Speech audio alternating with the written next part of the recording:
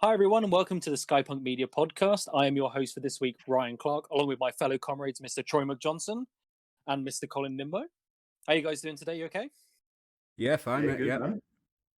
Glad to hear. Well, we're on episode... Oh, sorry. I was just going to say, let's get into it. Yeah, definitely. Well, we're on episode 6. We've got quite a nice bundle of things. We've got a few news bits, a few bits of discussions, including one major discussion that will come along later on in the episode. But before we start, we just wanted to say that, as we've announced on our social media recently, we recently hit a big milestone for us here at SkyPunk Media. We hit 1,000 social media subscribers, which was pretty damn cool. So yeah, I just, again, from what was here, we just wanted to say thank you very much for supporting us, especially over the last 6 months.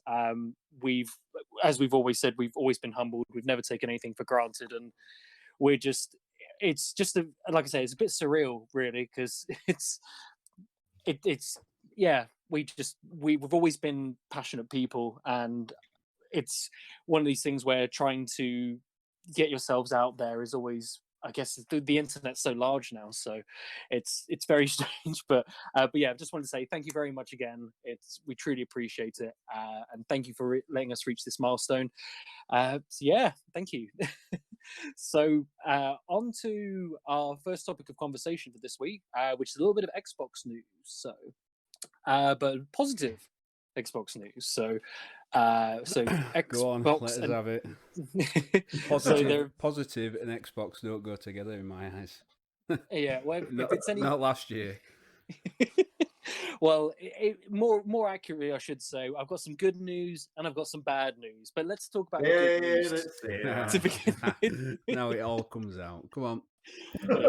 So Xbox recently announced that they have hit a couple of big milestones in terms of their subscription services. The most interesting one is that of the Xbox Game Pass, which has now reached approximately 18 million users who are currently signed up to Xbox Game Pass, which is it's a pretty strong figure, I will say.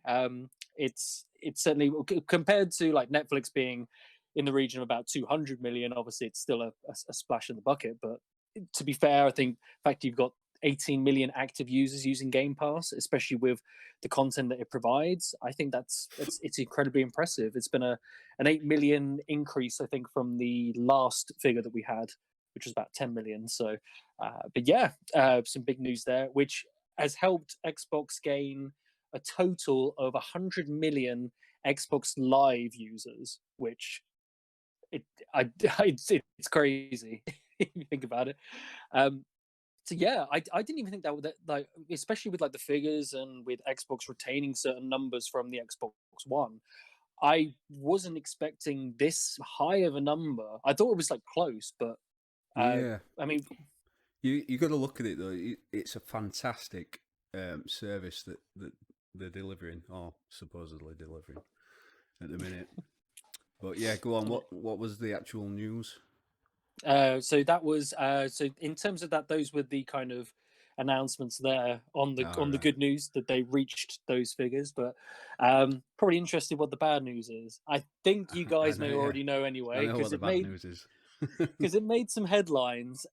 So the main news that came out was the increase in price on Xbox Live. So about a couple of weeks ago, we had an official announcement from an Xbox representative who basically said we're going to be increasing the prices of the Xbox Live with Gold service, primarily to, and I quote, to assess the value and pricing to reflect changes in regional marketplaces, and due to the fact that they haven't had an incremental increase in the service in years. Now, the prices themselves are a little bit strange here. So from what we had, so from a 1 month subscription, there was going to be an increase of £1 from £7 to £8. The 3 month would go up from £18 to £22. The 6 month would go from £30 to £43. And for the 12-month one, it was originally about £50, but there was no talk of any 12-month subscription at all in it. So essentially, what people were kind of mad about was the fact that they were going from paying £50 a year to £86 a year, which is like a 70% increase in the Yes, cost. ridiculous. So yeah, it caused some headlines. Now, obviously, the situation was quickly reversed. There was a statement out basically saying we dropped the ball on this one and we're reverting the changes. However, they did announce that free to play online games would no longer be put behind the Xbox Live paywall, essentially. So they're now free to play on Xbox consoles. But yeah, do you guys have any opinion on this? Because it's certainly No, not the I, best bit of news. I don't really understand what's actually happened, whether they've received a substantial amount of backlash and that's what's made them revert the decision, or whether it's some sort of PR stunt. But I struggle to understand what they'd gain from a PR stunt. I don't know what your thoughts are, Colin. I don't. It's a hard one. They proper dropped the box. It came out of nowhere. There was no warning. It was mixed. It was mixed in with weird messaging because you're trying to tell. Because at first it was like the current subscribers. There's no changes. You'll still stay in the price point even when you renew. But if your subscription lapses, you go into this new style, and it was kind of going round and but that's confusing. Do you know what I mean? Straight off the bat, there's just too much messing about. It wasn't straightforward enough. They didn't fully explain why. Do you know what I mean? If they'd maybe put a wee bit more emphasis, like, this is what we're doing it, but we've still got you guys at heart, it might have softened the blow a bit, but it was almost like they just flicked a switch. And then when people started noticing and the internet broke loose, and then they were like, right, okay, bad idea. Maybe they did some research and thought people wouldn't mind, but usually when you see that kind of research, people don't bother until it affects their pockets. Do you know what I mean? So it was kind of. I'm glad they fixed it, and then with the add-on of Xbox Live, free to play games will be locked behind it, kind of thing. I felt like they had to do that. They had to offer that kind of. They probably planned on doing something similar, but with a price increase. But I think they had to show, like, look, we're really sorry. Here's like a nice wee treat, but especially when I think it came out with that if you were on PC or PlayStation, you didn't have to have a subscription to play these same games, but you did with Xbox. So they definitely had to sort it. It's just be a mess. Did it actually get put in place, or were it just an announcement? I think it was just an announcement. I think it was just more like, here's what's happening, and I think everyone just got caught flat-footed that it started an uproar in the internet. So what I think's happened is they've made that announcement. They've seen probably a significant reduction in subscriptions just from that announcement. People being pissed off or what have you. Then thought, no, this is not worth it. Let's revert back and give them something else with the free-to-play games. Sweeten it back up again. I think for myself, it's just because when I look at the prices, and I mean, to be fair, like, the reversions happened, and I think that's the good thing. The gamers spoke, and the gamers have won this, because essentially it just feels a bit unjustified. But before I go into that, the price increases from a UK pricing standpoint don't really make sense. It's like incentives other ways and then incentives others. So it's so basically it's for the 1 month subscription it was a £12 a year increase. For the 3 month it was a £16 increase, which doesn't. It's just it's a little bit strange on that front. But however, I'm guessing the pricing models are there to, obviously, you can take advantage of certain pricing. So it's more than if you did it month by month, you would spend £96. If you did it on 3 month, it's £88, and then for the 6 months, it would be £86. But I mean, it like I say, it just came out of nowhere, and there's no real added value to it. And plus, as well, I was shocked because usually with these kinds of announcements, they would usually say, oh, by this date, we are going to have a price increase. This is going to reflect everything. The sudden nature of it and the public nature of it just seemed really strange to me. Yeah, that's what pushes me down the PR stunt line of thought. Because you reckon it could be like a rigged event, possibly, to try and get publicity?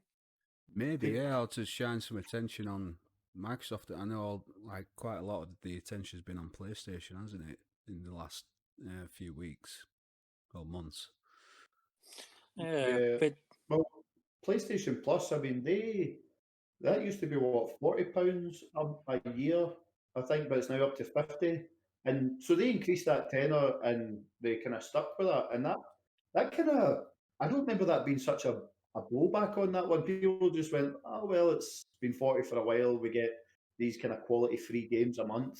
So a lot of people felt like my tenor, it's okay for what I'm getting, because people look at that 50 quid over the year, plus even if it's only 2 games a month you were getting, I know it's 3 at the minute, but it's like over the course of the year, if you can pick a handful of them, you're kind of making your money back. Absolutely worth it, isn't it? Yeah, and it pays for itself. But if Xbox, they almost felt greedy in some way, and it was almost like if they just put £5-10 on it, and it was nice and simple, the way PlayStation Plus was just like, it's a tenner more for the year, and that's it. Then I feel like people wouldn't have bothered so much, but it was the confusion and what it appears to be such a hike, and then also for that hike, you're not getting anything new. Yeah, I think as well. The fact that this happened, it came through an Xbox representative. I don't think there was the swiftness of the action makes me believe that there could have been a miscommunication issue. Like, this may have been just like a plan, and then someone was like, "Oh, okay, yeah, like let's go with that," and then someone in a high position, someone like Phil Spencer, was probably like, "No, this is pull the plug," kind of thing. Which I mean, obviously that's just speculation, but I just think I find it a bit hard to believe. You're going to think about these massive companies. There's going to be layer on layer of buffer before it actually gets to any sort of press release or announcement to be made.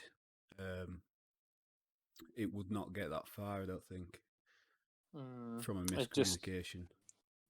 The main thing is they were quick to respond, because especially, I mean, just to bring up, as per usual, Cyberpunk, it shows you how quickly you can lose your fans, your gamers' trust, faith. Do you know what I mean? Absolutely, overnight. The only good thing Xbox did was deal with it rapid right there and then. If they'd left it a day or two, people would have went, "No, you've messed it. You've got a lot of ground to make up now." That was, the companies, especially now with what's happened over the last few months, they need to be super careful and get their messaging spot on to try and keep people on side. I just think it were a bad decision, and it's backfired. Definitely. They felt the bad reception from their audience, and they've just reassessed and revoked it straight away. I feel bad for Xbox, because I feel like with every recent generation they've had some sort of moment or controversy, and it's not to say the same for like PlayStation or Nintendo or anyone like that, but if you look at it, I mean, like when you go through like the Xbox 360, you had the infamous Red Ring of Death. The fact that the manufacturing of the original model of the Xbox 360 had so many components in a small box, and it was just heating up and causing issues. And then when you go into the Xbox One, there was the whole DRM fiasco where they said about the locking of licenses for discs, which PlayStation infamously did an advert where they just had they to the game, like, this is how you share with a friend, and just they handed it over to another person. Them free. Yeah, and then you had a bit more minor, but there was concerns about the Kinect always listening. So I guess the same with the Google Hubs and Amazon's Alexa ones. I remember that. Yeah. It's kind of the same with the PlayStation 5 controller now as well. Oh yeah, the mute button. They had it on by default. It's just, why would they? It's little decisions like that. I get it, because in the end, when you have a trophy, it can record your audio from the microphone, and if you're stood there going, "Oh yeah," like there's some great Demon Souls reactions to defeating some of the demons in there, and it's a kind of cool feature, but it should be something that's optional. You shouldn't be embedding that in by default. People should be able to opt in, not be able to opt out. It's just easier that way. But I feel sorry for them to a certain extent, because I do feel that with the Xbox Game Pass, like Xbox has looked very, very appealing. It's still got a long way to go in terms of the games themselves. Like, I know the Medium was released recently and it's had some quite positive reviews. It's also had some mixed reviews as well, but it's a start. And the fact that they're trying, innit? Yeah, they're trying to get those AAAs on there that people want. Yeah. They need to build up their catalogue. Do you know what I mean? It's really sparse what they have compared to things like PlayStation. So they do need to just mixed reviews to good reviews is still good. Just they need to just keep getting them out there. Absolutely. I think the other thing that was also mentioned about the price hike was that it's almost trying to indirectly push people to use Game Pass. Now, to an extent, that's a debatable topic, because when you think about it, the price for Xbox Live, obviously Live is included with the Game Pass, so it's only a small increase to get the games. However, people may not feel inclined, and I think the fact of increasing Live in this way could be perceived as, oh, they're trying to get you on Xbox Game Pass. Not that Xbox Game Pass is going to steal your information or suddenly run around your internet system and try and grab every sort of digital password and credit card information in some sort of, anime style hacking show, something like that. It's not like that at all. I think it's more that it does feel, I don't know, because I think with PlayStation, they've got it nice and clean and simple. You've got the PlayStation Plus, which is, you've got your free games every month. You've got your internet live services, your exclusive discounts. That's one package. Completely separate, you've got the PlayStation Now, which includes your catalog of games, which of PS3 ones you can stream, and that's a separate one as well. So it's the two are entities, whereas Game Pass is mixing the two. It's putting online with free gaming, and then you've got the Xbox Live on top of that as well. And it's trying to do it as one encompassing package. And it's that kind of mix that, because you've also got the Live separate as well, it just feels like it's, and because Game Pass didn't get an increase either, it just feels really, I don't know, it's a bit bizarre. It came out of nowhere, and it's just, doesn't make sense. It's all speculation at the end of the day, isn't it? So I mean, they dropped the ball. That was the main thing. Yeah, I don't suppose we'll ever know the actual reason. No, well, I suppose if they get rid of Xbox Live at some point, then that could be a hint at the kind of true reason. But just milk us for all that we've got before they get rid of it. I mean, it's if they want to get rid of it, they need to go about it a much better way, and maybe get out there and speak. I mean, the amount of influencers as well on YouTube that that take part in things like Game Awards, they could be going to these kind of people and being like, "What do you think? What's your take? What do you think your supporters would be if they were really wanting to change it?" But it was a complete ball drop on there. I think didn't Twitch do something a bit similar with their council, and then it kind of backfired a bit? I recall something like that.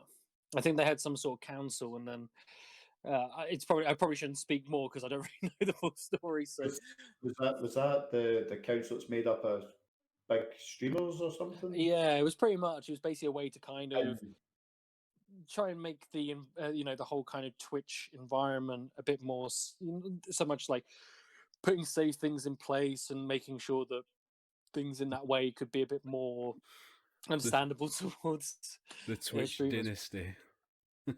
It was almost like it. I mean, from what I remember from that, I'm sure there was issues with that because people went in a power trip because they felt, whether Twitch influence was part of this council. It was just like, I've got the ability to ban you, and it was like, I'm one of the elders. Nah, mate, just step aside. Like, you're going a wee bit above your station there. Yeah, I agree. I think that was roughly about it. I should have really researched a bit more before I came on. So sorry. Let's move on. Yeah, we're up the cup. So that's pretty much, I guess. Unless there's any more points to add from any of you guys, I think on the whole, it's glad that they have reverted it. But it's I guess if there are any sort of increases like this, I mean, first of all, plenty of notice. Second of all, is it something where are we going to get extra benefits and it justifies it? Because in the end, you don't want the price increase to feel like a chore, but it's mandatory for online, so it starts to feel like you've got to be behind a paywall to play online, which is only for consoles though. PCs don't have that problem, so I guess that's I mean, there's got to be some justification for it, so they've got to give us something, or if they're not, it's going to have to be a smaller increment. Yeah. For them to get away with it, it's going to like your subscription packages for your TV and stuff like that.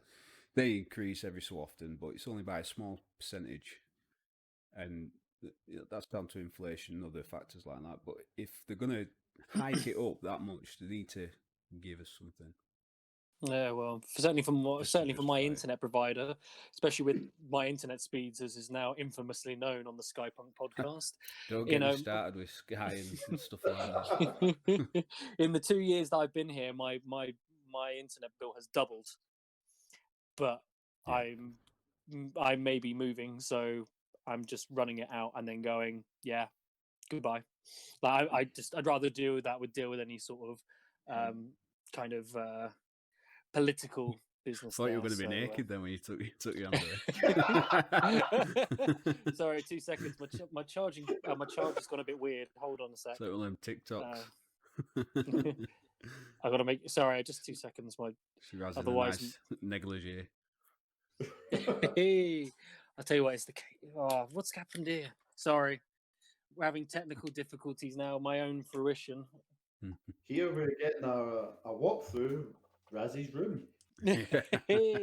There's the door. There's this little Pac-Man's. Oh, I'm so sorry about this. I'm in the middle of a podcast as well. How embarrassing. Ugh. So what's the main event, Raz? That's the main question. The main event? Yes. So the main event itself, while I'm still trying to sort out these technical difficulties, which I think I'm pretty much done now. What's some more news? We're back. Nope, he's gone. Oh no! I'm here. He's here. I think. Yeah, no, I'm here. Yeah. He's fine. I swear my internet service is just jinxing me in front of my entire house. I'm going to come over there and wind that box up. I'm going to be doing deep research when I do move, so hopefully it'll be all good. But yeah, so certainly with that one, yeah, it's certainly a good point there. Thank you very much, gentlemen, for your thoughts on that. But we are going into our main event, which is actually no, just before the main event, I do have one bit of news because we can't seem to stop talking about it, even though we're trying to rid it from our lives. As Colin briefly mentioned, it's Cyberpunk. Just a brief note. So obviously they recently released their 1.1 patch, and it was looking very promising, like the first major revision. From what we understand, there was some tweaks to PCs and PS5 and Xbox Series X, mainly involving memory utilization. Seems to be vastly smoother, less crashing on those consoles, which is a positive. Base PS4 and Xbox Ones, hell no, nothing. There've been reports that in some areas the performance has actually dipped a little bit less in certain areas, which is a little bit tragic. And also, more infamously, there was a bug in a major storyline plot which prevented progression of the game. You'd had to quit the game, load your last save, and then try it again. But that was fixed as part of patch 1.11, which came out very recently. So, but that's all I'm going to talk about the matter, because I know we'll end up talking about it forever. And it's a full cast worth of conversation. I'm pretty sure as well somebody posted online that update on somebody's got it on a PS5, and it was like 50 odd gigabytes of an update. Oh, jeez. So, this is going to be like, do you know what I mean? This is going to be the next Call of Duty. By the time it's fixed, it'll be taking about 300 gigabytes of your hard drive up. I could see it going that way.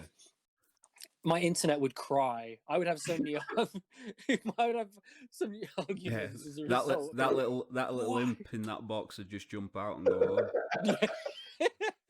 on. It's too much.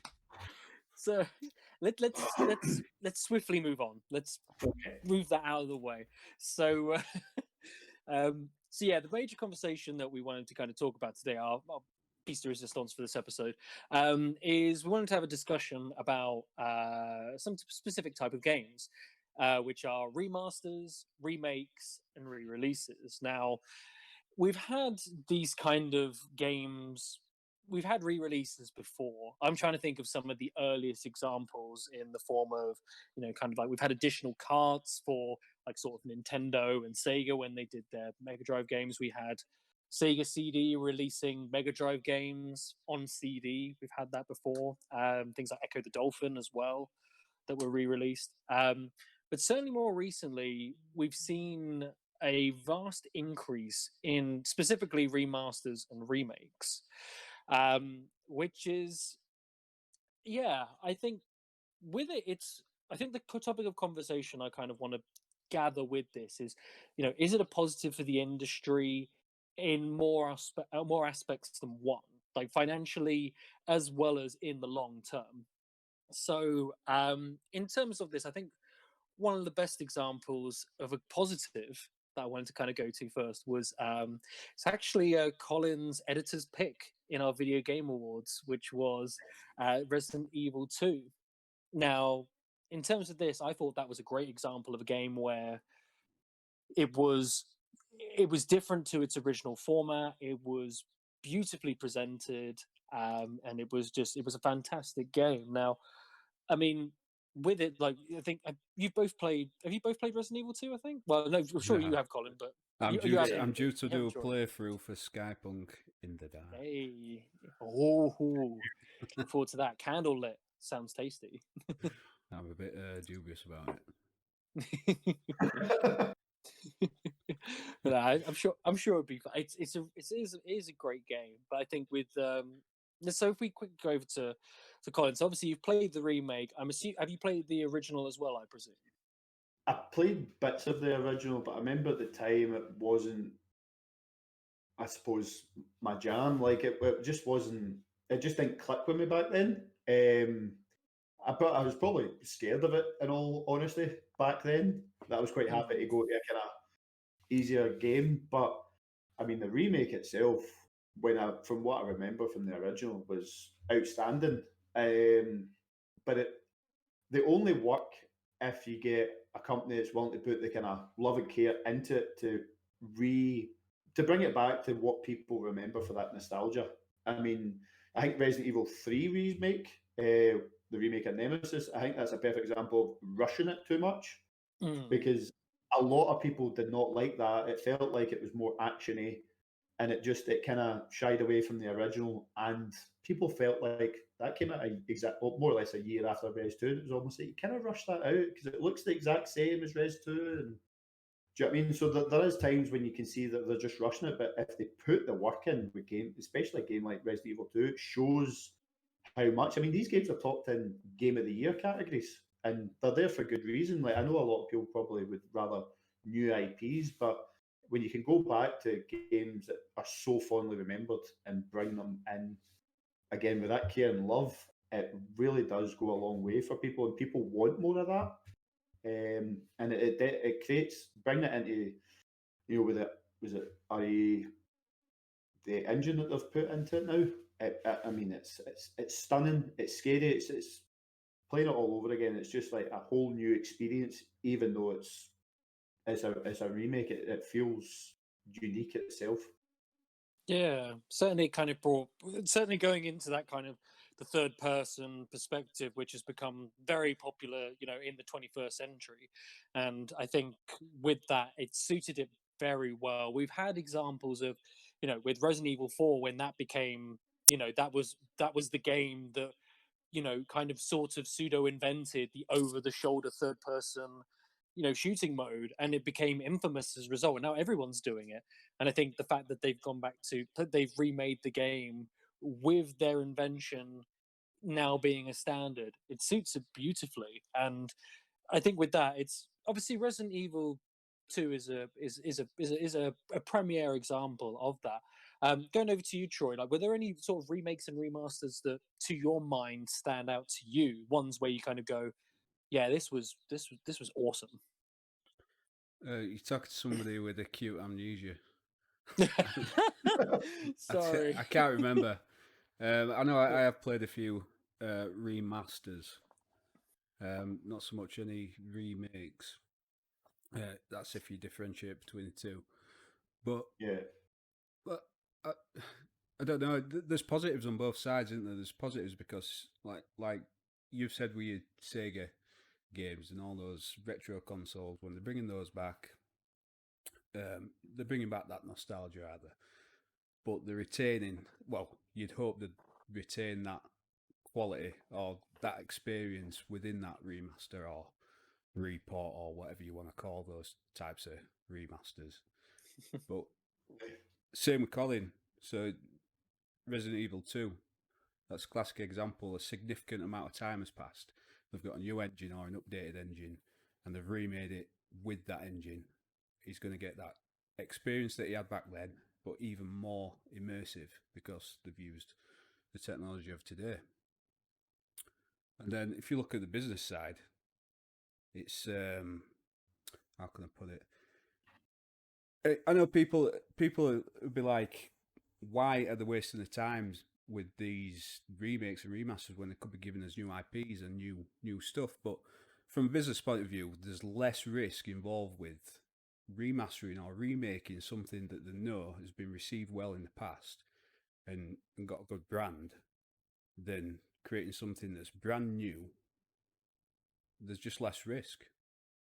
And they're obviously going to, if they're stuck for projects or they've got a new experimental project that they don't know how it's going to be received, they're going to go for the remaster remake just to keep the cash flow going. Yeah, I think with me, I think that's the one thing, because in terms of, I think there was, I think it was about 6 months ago, I think there was talk about what the cost of a new IP is now, and it's significantly more than, I think it's like at least in the 9 figures, I think, to create, like, for everything involved with, concepts, to do pre-production, to get everything in line. Absolutely. Making sure you organize everything, the cost of people now, because obviously, it's a thriving industry, and there's a lot more involved now than what it was back in the 80s or the 90s. And I think the one thing that I'm concerned about, because as much as I love remakes, remasters, for certain aspects, I just think that my question is, are we going to end up in a generation where we're on the PS9 and we've got, the ultra 4K port of Resident Evil 4? And for me, I mean, I get it, because there are certain games back in the days where you can't port them over. PS3 games, they use a cell architecture, which is difficult to port over, because with PS4, adding that to the PS5 was easy because they use the same architecture. So porting and backwards compatibility is incredibly simple. So it's easier to do that kind of thing. So we're now seeing PS5 being more, you get the extra, you get the extra patch to make everything like, ray tracing and whatnot, if the publisher decides to do it. But I'm just concerned that because of this over-reliance on nostalgia, we are going to see a less frequency of new IPs, because for me, one of the IPs, newer IPs in the last 10 years that I became enthralled by was The Last of Us. And imagine if The Last of Us was conceived right now at a time when new IPs aren't really that common as they used to be, because the game industry was still thriving and they were trying to, it was a flurry of creativity and everyone was trying to create everything to see what would stick. And now it seems that some companies might be playing it safe for financial reasons, and rather than seeing this creativity flow through, I don't know. I'm just concerned. I know what you're saying. You don't want the new IPs to taper off, but it goes back to what I was saying about risk management and These companies, the businesses, the gaming industry is a business, and they've got to calculate that risk against their longevity. I think you've made a great point as well. Is the fact that they can go back to something that they know was well received, I think, is kind of good for the new IPs, or to give with new IPs or existing IPs that they're trying to create really good sequels from of some capacity. It's given them more time, and like just since we're on Resident Evil, like Resident Evil 2 came out, I think I want to say 2018, and then Resident Evil 3 remake 2019, I'll say. But like Resident Evil 7, which was a total new way of doing Resident Evil after what was perceived as the kind of flops before it. I mean, that was 2017 that came out, and we're just finally going to get the sequel this year. So those kind of two remakes in the middles gave them that time, especially with fans, to like perfect, hopefully, what is going to be an outstanding game. It's a buffer. Do you know what I mean? And it's a buffer, and they hit the mark with Resident Evil 2, because that was clearly in development for a while with the amount of care they put into that. Resident Evil 3 was almost like, let's quickly get this out. Do you know what I mean? When they could have maybe nursed that a bit more.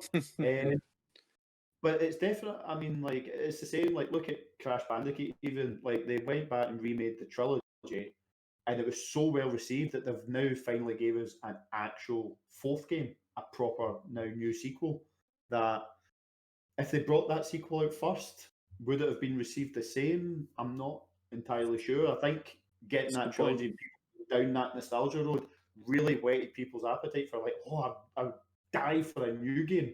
And then they gave them it, but they had to give them Crash Bandicoot Team Racing in between just to kind of give themselves a bit more time. Do you know what I mean? So I think they look at the good points where it can give them new time to perfect the proper sequel of a current IP, or even look into a new IP and give it that time to breathe without fans going, where's this game? Yeah, and like you said, Ravs, remakes or remasters are that much easier to do than new IPs. Development-wise, they just have to bump the old coding into the new engines or whatever, tart a few things up, maybe add a couple of features, and the project time will be significantly less than a new IP.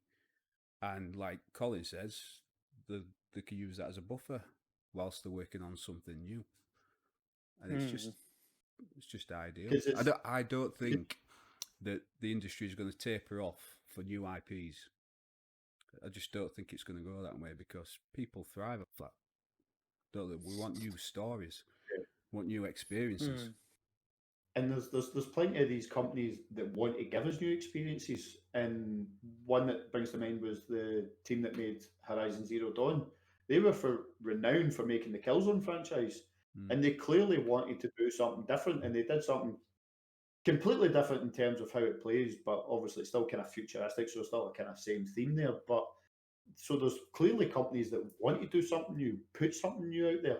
You know, it was the same with Naughty Dog. They could just keep doing Uncharted, but they went in and they gave us Last of Us, you know, and that was a whole new thing. So there's definitely, I don't think it'll taper off, because they definitely want to constantly give us new IPs. They want to try new stuff. They don't want to be caught in the same games year after year. It would stifle their creativity. Absolutely.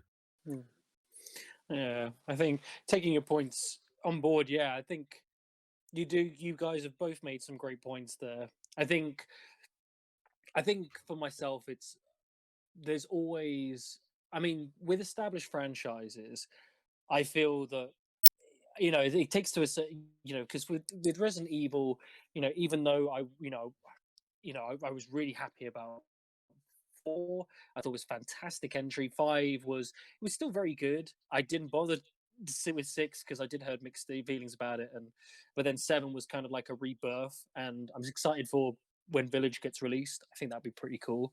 And I'm hearing talks about possibly something new Silent Hill wise.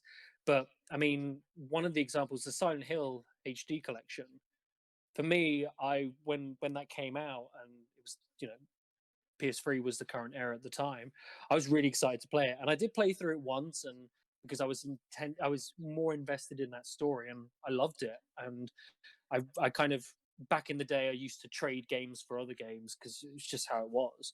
It was because there were so many games available. It was just trade one in, get another one back, pay the difference, whatever. So that's what I used to do. And I remember about a year or so later, I was like, oh, I really want to play Silent Hill 2 again. I bought it and I put this in, and I think I mentioned it before. I saw the Silent Hill sign where it says "Welcome to Silent Hill," and it was in Comic Sans font, and I just ejected it and came back. So I was like, why? I was just like, are you kidding me? And surely they could have fixed it with a patch, and surely I'm maybe being a bit pedantic, but I think it was just, I started to see things when I played it the second time that I didn't before. Just these little things where I kind of went, why did you go with that? And there was issues about the original audio, but they still included it in. So they had it redubbed. I think Troy Baker was actually involved with the redub of Silent Hill 2, actually, interestingly enough. Really? But yeah, it forced me to just buy the originals, because I was like, I'm not going to buy a substandard remaster. It's the proneness to that occurring that kind of concerns me. However, I would say that the examples of games that have been remade or remastered have generally been more positive, outweighing the negative. I mean, Final Fantasy VII Remake, I mean, we named it our game of the year. It's a phenomenal game. Thoroughly enjoyed it. Loved the way it changed from RPG to hack and slash. Obviously, we've mentioned about Resident Evil 2 as well. I'm just trying to think of games off the top of my head. Tony Hawk's Pro Skater 1 and 2. Yeah, that's a classic one. That's a good example. Great game. But that's the thing as well. You were talking about PlayStation 3. I think in the PlayStation 3 era, that's when they were getting quite happy doing these HD ports, but it wasn't really doing anything to the game. It was just making it look a bit better but it was essentially the same old game as where I don't think a lot of companies could get away with that now. Do you know what I mean? No. You could, if they did that with Resident Evil 2 with those kind of old, kind of tanky controllers, like, people wouldn't have enjoyed that experience. It's from a different era now. But do you know what I mean? If all that's gone, so they need to put the work in. And with games like even like Tony Hawk, it shows you like how great and outstanding these games can be, and it can lead to newer, better games, fresh games, rather than going back the way. But it can lead to always something better. Yeah, absolutely. I think as well, another great point, which even though I was kind of originally saying, oh, it's a bad thing, and that's the great thing about our debates, is that we can change minds, kind of thing, and the certain skepticism that we have can turn into a bit more clarity, and you guys have made some great points. I think as well, another point that just popped into my head is the preservation of those franchises, because let's be fair, when you think about all of the games that were released for the Nintendo Entertainment System, for example, there's about 800 games. How many of them do you reckon would be playable on modern consoles through ports or remasters, that kind of thing? How many franchises in there have outlasted? And I can tell you, it's probably only a small percentage.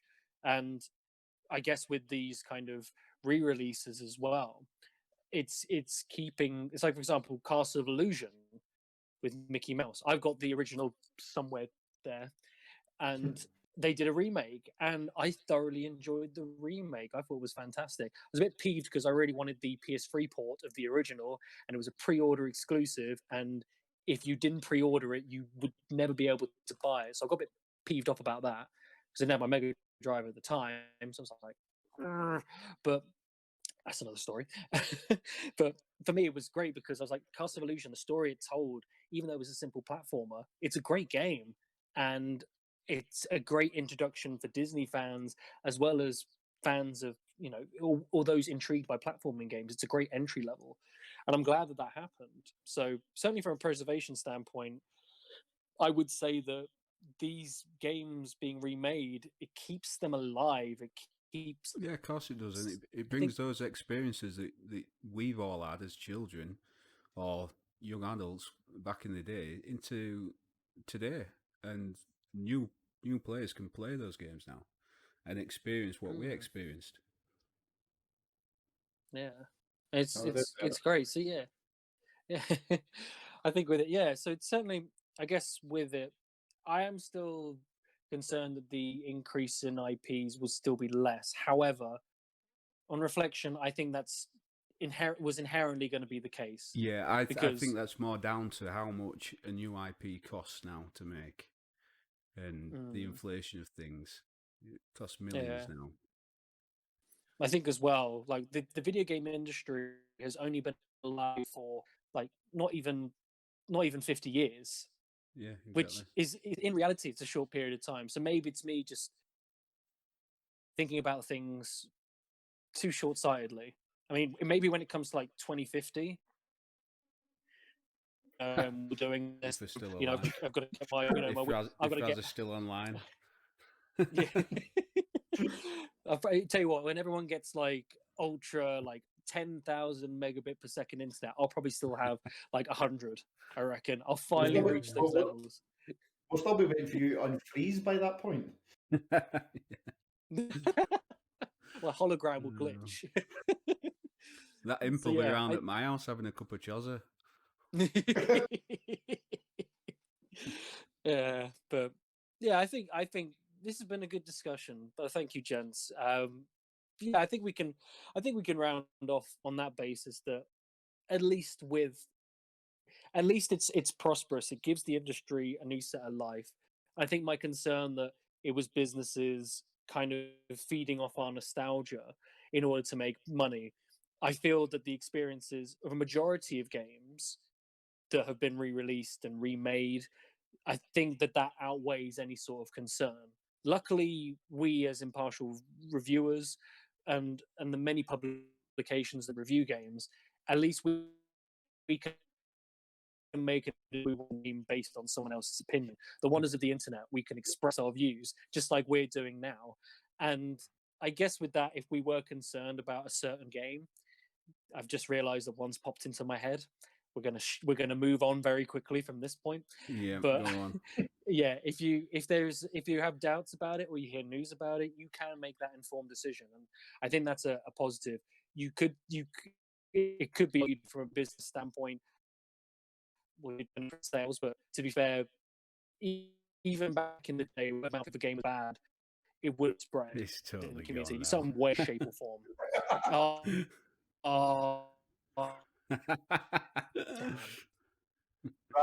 Again. Yep. I hope you guys can see me now. Yeah, we can. Yeah, that's fine. All right, I'll try again before my SP jinxes me again. I think it's any sort of doubt that I had. Yeah, I think you're just a bit pessimistic, and rightly so. I mean, if you look at the trends, you can easily see it going that way. But I wouldn't be dissuaded by that. I'd take that as a sign we're going to get bigger and better things going forward, more comprehensive IPs that more thought has gone into. We're going to get better stories, better experiences. But I'd still want to see the remakes and remasters being made, probably on a more frequent basis. Yeah. Take Mass Effect, for example, the new the remastered trilogy that's coming out. I know that's probably because they're gearing up for the next game in the franchise, but that is a franchise that everybody loves. They almost don't even have to market it.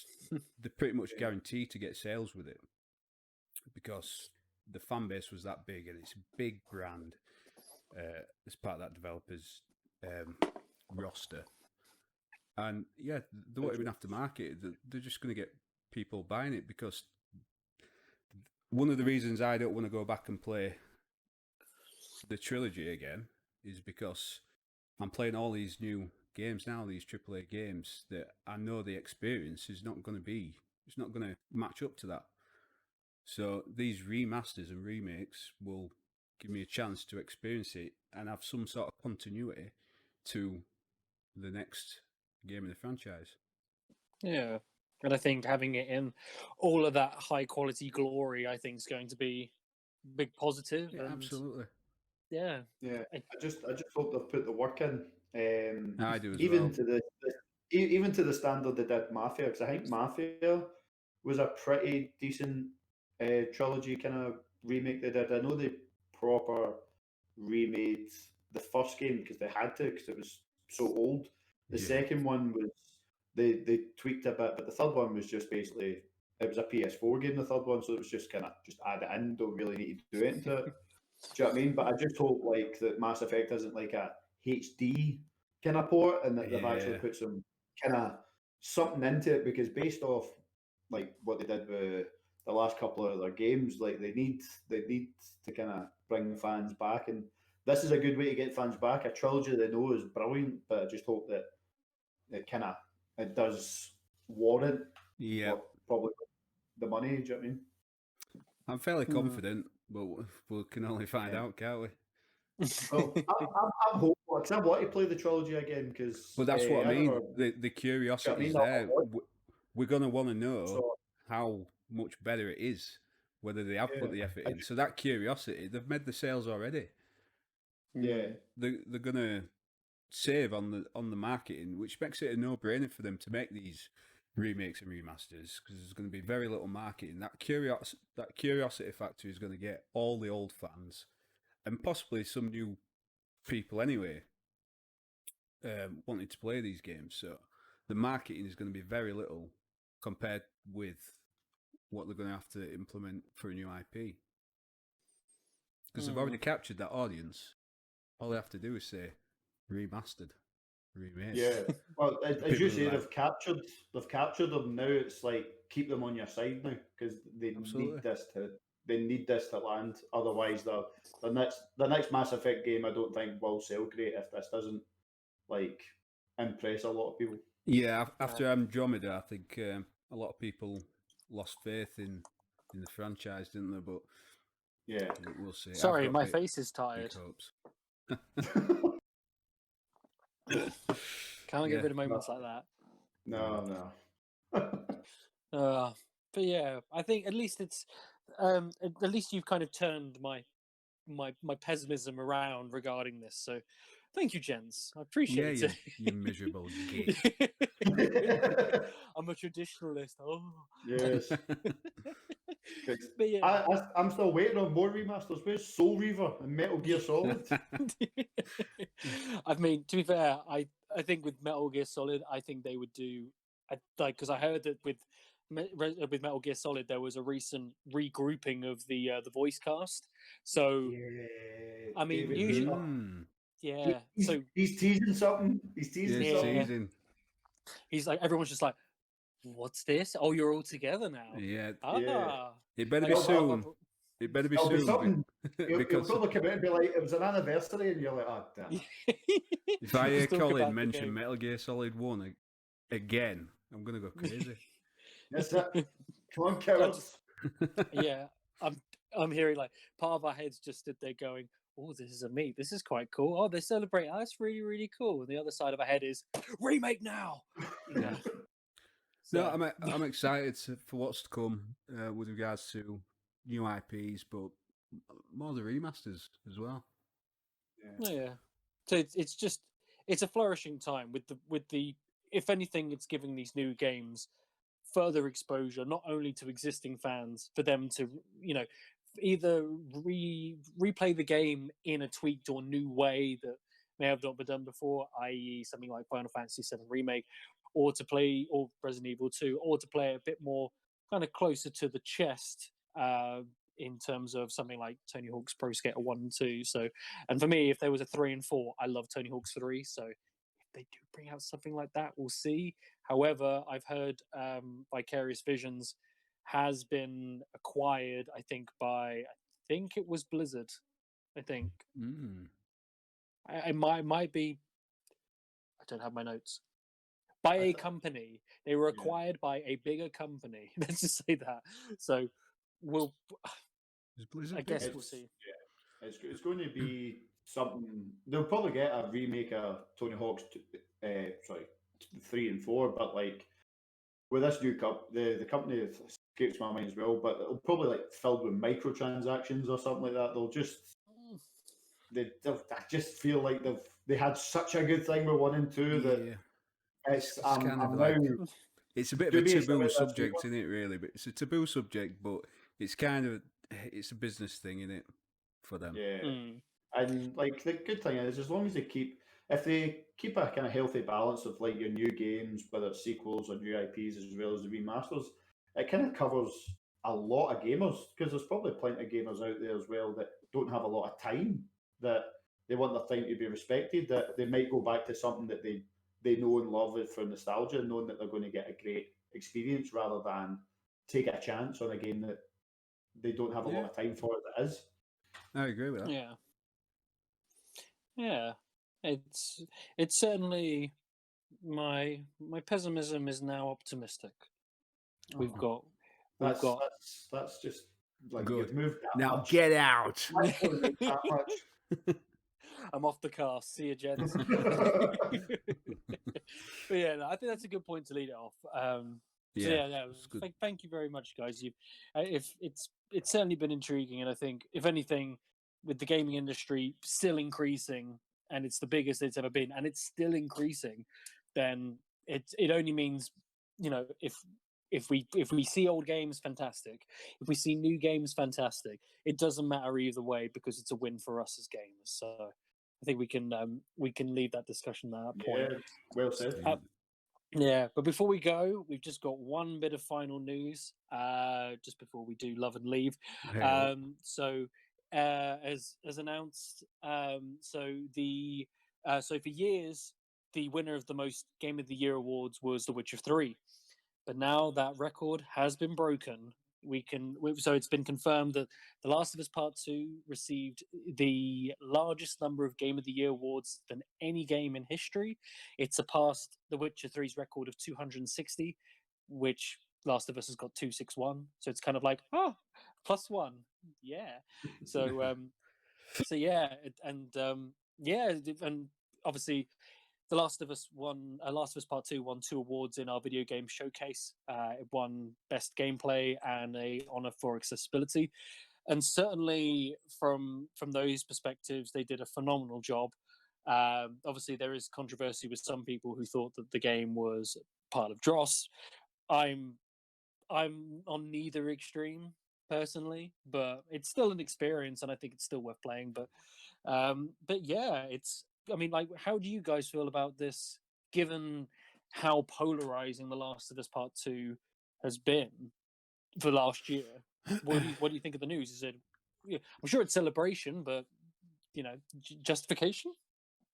Yeah. Well, I can't really speak because I haven't played any of the games, so it's more of a Colin question. Yeah. Hold on, we get lined up for another 2 hours here. But to keep it kind of short and try and succumb my personal feelings, it's a tremendous game. It won those awards for accessibility, and it won plenty of game awards, and rightfully so. I think it's a different game to Witcher. Obviously, The Witcher 3's got that kind of open worldness. There's a good story there, but there's just so much to do and live in that world, and even role play in that world. As where, Last of Us Part 2 was a kind of compact, very niche story that had a beginning, middle, and end that they wanted to tell. And I think it's that storytelling, and also the quality on even a base PlayStation as well. It's just how they pushed the PlayStation to its limit, and it was a remarkable game, and absolutely well worth the awards. And it's no surprise that it's kind of sold what it's sold. Yeah, I think as well, the fact is it's kind of played in its kind of predecessor's shadow, because The Last of Us 1 was pushing the limits of the PS3 at the end of its life cycle. So it's almost like this game has done exactly the same with this generation. If we get a Part 3, it's probably going to be released when the PS6 comes out, if it's to be I imagine from their record they're not going to change anytime soon. So but yeah, I think it is a fantastic achievement. Interestingly enough, also, I was looking at some of the figures for Game of the Year awardees from media outlets and certain things, going from a source. So in second place is actually Hades at the moment. Hades is the second winner of Game Awards for last year. Ghost of Tsushima as well, shortly behind. and also Animal Crossing, the latest Animal Crossing. Interestingly, and I was kind of a bit insulted by this, Cyberpunk 2077 got more Game of the Year awards than Final Fantasy VII Remake. Legitimately. Awards or nominations? Awarded. From media outlets and sources, yeah. For what? I don't know. It's very simple. Resident Evil, sorry, Final Fantasy VII Remake. I mean, that. I know it's not a finished story, if you like, but that game, the package as a whole, it was absolutely perfect. It was certainly not broken in any way, shape, or form. Do you know what I mean? I agree with a lot of people with Cyberpunk. There's a great story there. There's good choices. Oh, there's great story. There's great visuals. It's not finished. They've released an unfinished game, and players are basically testing it now to tell them what to fix. So that should even be in the conversation. Personally. Yeah.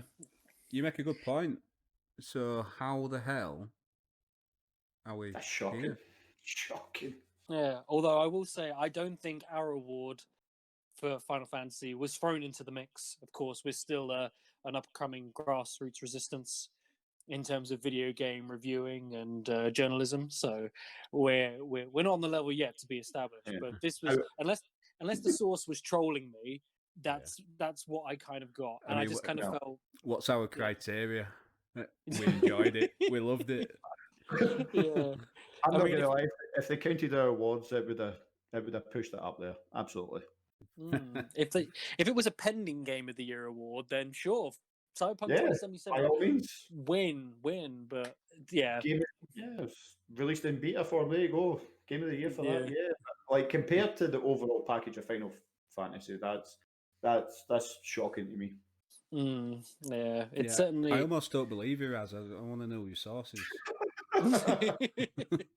Name and shame. I wish I wrote the source down. Wikipedia. I should really know my sources, but it's it's one of these things where I go through and I check on a few sites, and when I see a number of them, it's something where I kind of go, but the number of this is very, very thin. We're talking 3 awards, so maybe it's but I think it's certainly interesting that the fact that I saw that and went, "Are you kidding me?" But it's odd. Yeah. I don't agree with that. Maybe we'll save that conversation for another day. Hell, probably in the next podcast we'll end up talking about the patch 1.12. We can't seem to escape it. Mate, Cyberpunk will just pop up in every cast. We just got to accept it from now on. Yeah.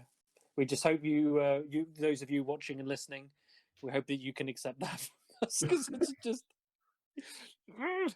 But yeah, on that note, I think it's probably best that we end it there. So yeah, we've had some positive news. We've had some nice levels of discussion. Definitely with the remasters and remakes debate. Thank you, gentlemen, for your thoughts on the matter. Some very intriguing points. Always a pleasure speaking with you, of course. No and obviously, thank you guys to us watching and or listening to us on this episode. We hope you enjoyed it. Be sure to obviously give us a thumbs up if you like the episode, and obviously give us a subscribe if you're not subscribed already. Any support we always appreciate, and I think we're on the road to 2,000 now, so we're on the way. So. 2077. I see what you did there. But yeah, from all of us here at SkyPunk Media, we just want to say thank you very much for watching again. We hope you're safe and well, and we'll see you on the next episode of our podcast. See you guys. See you later. Cheers. Bye.